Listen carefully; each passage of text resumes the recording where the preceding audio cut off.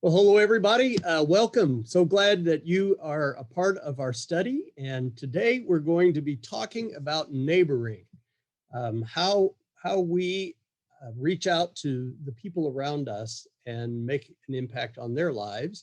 And I'm here with Steve and Beverly Witt, and we've come to know each other traveling together a little bit, and enjoying learning new things together. And they've been members at St. Luke's since the '04 or something like that, quite a while, been connected here at St. Luke's. So we're so glad to have them helping us have this conversation. So what I thought we'd talk about first is this, ordinarily you don't think of neighbor as a verb, you think of neighbor as a noun. And this idea of the actions that we take that make us neighbors for others.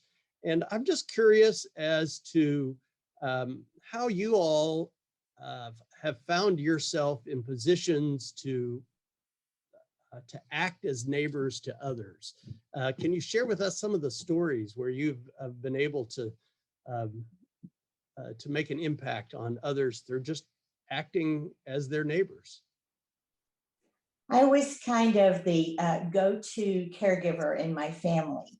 So whenever we had extended illnesses, I was the one who would go to Oklahoma to take care of my sister. I stayed with my mother during the last few months of battling breast cancer. It was part of how I was raised. And so that part of it came very naturally. But then when Mom died, I was lost. I was lost because I was hurting and lonely. And I had all this knowledge that I learned about how to take care of someone with breast cancer. So I called MD Anderson and said, I'd like to help. And I started out by just picking up out-of-town patients from the airport and providing transport, listening to their stories about one woman had broken bones all over and she had taken 3 flights to get there. And that's a hard day for anybody who's not sick. Oh my goodness. And then they were staying in those hotels that used to be down on South Main that was less than desirable. And then that morphed into going to appointments with them and being their eyes and ears, because a lot of them were alone traveling. And then that morphed to, this is pre-Steve Gay days, that morphed into getting to know these women and actually bringing them home with me and providing a little bit of a vacation atmosphere for them when they would come here for treatments. And I felt in doing that, I was honoring my mom and letting that service mentality do something that I knew about. So that's kind of how it started for me. Wow.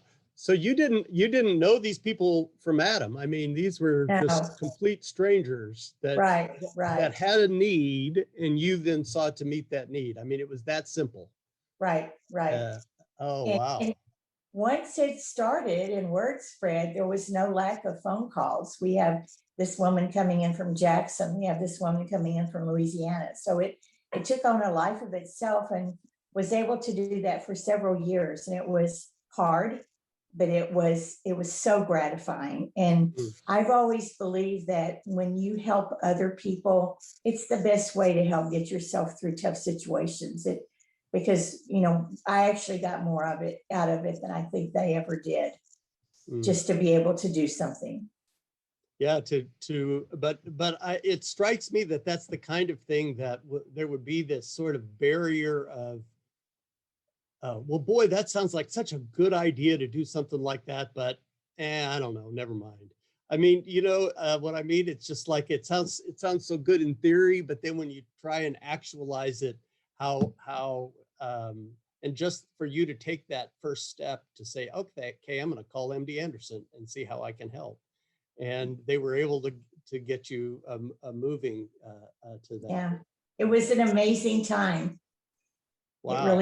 It really was. And then from there, it's just like, if you open yourself up and you open yourself up to listening and being willing, God just puts person after person in your path. And in my profession, I'm a real estate broker, so I work with people all the time. And there have been no end to opportunities like that, from one woman who was a client and come to find out they were so in debt that they were literally not answering their phones and shuttering their windows. And so we, instead of just trying to help them sell their house, we wound up interfacing and negotiating with their debtors. We kept them from being foreclosed upon. It was like playing whack-a-mole. With this bill would come up and then this debtor would show up, and we worked through all that and we were able to help them sell their house. And it was like this weight had been lifted off their shoulders. So lots of things related to our work have popped up like that, where you just step into a situation and all of a sudden you're in the middle of it and you think, yikes, how did I get here? But then you just work through it. Yeah, yeah. How have you been drawn into this? Well, she's been besides being my wife, she's been a great mentor and someone who's already stated that you could see that she leads by example, and I so admire that in her. But when I came here in 2006 and we got married, my life was kind of in shambles, and she helped me rebuild it. And just to tell a short story, we were at a hamburger place down on Holcomb several years ago, and there was a homeless guy that was trying to come inside this hamburger place, and all the booths faced the street and a big plate glass window. So it was obvious that he was homeless. There were all these people looking at him, and the managers kept shooing him away. And so I'm eating my hamburger and Beverly says, "Why don't you go help that guy?" And I'm like, "Hey, I just came down here to eat a hamburger, you know." That's exactly right. Leave me alone, you know. They're like, "Me?" So I said, "All right, I'll take on this challenge." So I got up and I went out there, and he was wearing scrubs, and he had these sandals on that were being held together by hospital shoe scrub covers, shoe covers. And he had an IV port coming out from one of his arms.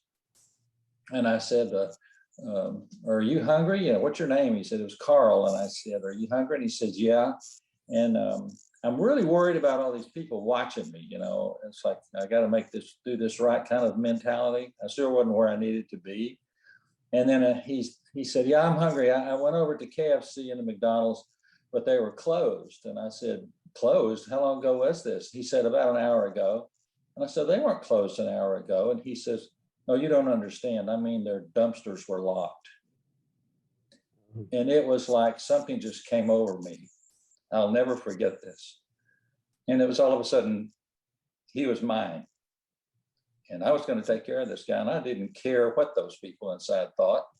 And before you know it, we got him food, and we got him something to drink. And it evolved into a process that took several weeks, where we got him some clothes. We tried to get him his Social Security card reinstated and all this stuff. And then at some point in time, he just disappeared. We couldn't find him anymore. But that was my first foray into anything at all like this. And some of the things I've heard you say, Tom, and others about this, it's like I feel that you just have to have faith and courage to step forward, because the Holy Spirit will provide the words and provide the insight that the Holy Spirit feels it needs to be taken care of to take care of this person. Oh, wow. Yeah, it's so funny. I had what you said reminded me of a long time ago, when we had this mouse loose in our house, and it got under the dryer, and my wife said, "You need to get that mouse out from under the dryer."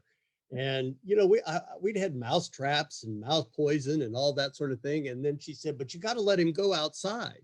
And I said, "Well, why? You wanted me to do away with mice before." She said, "Yeah, but this is now our mouse." And it is interesting that once somebody becomes more than just one of the masses, but a person, a human being, and you begin to see them as somehow having come into your orbit and therefore are your responsibility, or maybe they're not your responsibility, but it's your responsibility to respond. that it changes things in a dramatic ways. I like your picture of sometimes you just got to have the courage to step out and see if you can do something. It's not comfortable. I can tell you that. It's more so now, but that first effort to me reminded me of Joshua. You know, you just got to have the courage to step out into the water. You just got to do it, and all of a sudden things just start happening. And then he started going, okay, I want to do this. What do I do? What do I do? And I just said, relax. And the opportunities will be there. You just have to look for them. And sure enough, for many, many years now, it's just been one thing after another. Sometimes they're small. Sometimes it's just Steve helping a friend change the cables on her washing machine or the drain lines that were leaking. And sometimes it's large, like we have a friend an elderly friend who's a widow who's having financial problems. And we were blessed to be able to organize a small group of community of friends who put money in a bank account that we take care of. And we help her with her bills every month for 10 years, I guess we've been doing that. We've never told her who the members of that group are. And it's just, so it's little things. We were in the freeze recently. We're blessed to have a generator, and we were very popular, but it was joy.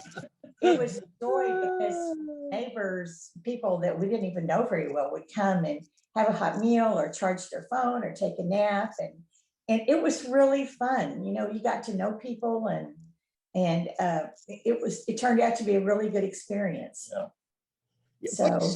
So I think one of the fears people have is that it's just going to overwhelm them. You know, like, oh, I don't mind doing this for this moment, but if I step into this, then it's going to be something else and then something else, and I'm just going to get overwhelmed with this. And it's just easier if I build a wall right now and say, no, let's just not get involved. How do you deal with? Does it ever overwhelm you? I guess that's the question. Absolutely. There have been times when we looked at each other and we thought, how are we going to do this? How are we going to handle this? And then somehow we just do it. It works out. And loaves and fishes kind of thing. Yeah. That's right. Yeah, right. Generally speaking, those are the ones that are most gratifying, that test us and help us to say, gosh, we can't do this by ourselves, you know, and we put our heads together. Sometimes we talk to experts that we need to, like mortgage people or things like that. But those really are the ones that stretch us. And it's amazing. Yeah. Another fear, I think, is that we are not rich people. And there's a lot that we cannot do financially, but it doesn't have to be financial. It can be just small things, small giving things that really got to me for a while. I wish I had more money to give to this or give to that. And then I learned it's the personal touch that may be more important than that. Yeah, he gave the Good Samaritan gave of himself, but he was the one who stopped.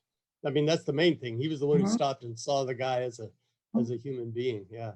You know, another thing that can happen, it can be turned back on yourself. And I'm thinking about a guy we're kind of working with right now. Is a homeless guy, and we've been helping him for several months. And the other day, I gave him a $20 bill, and you know what the first thing he said to me was? He said, "Oh, thanks a lot. Say, would you like to go with me over to Starbucks and let me buy you a cup of coffee and let's talk politics?" I mean, I was blown away by that. It was like he's giving to me now. Yeah. You know, I mean, it's amazing. Wow. Well, this has really been helpful. I think just that idea of sort of pushing through the first reluctance, and that, you know, I think all of us have that moment of sort of inner conflict where we sort of see the need, and then we're like, nah, I'm not going to deal with that. And to just push through that. And then what I'm hearing you say is that sort of becomes a habit. I mean, that becomes kind of the way that you deal with things. So thank you guys so much for spending time with us today. And I hope those of you who have been watching this will have a great discussion in your groups. Thank you, Tom. Thanks, It was Tom. an honor. It was an honor.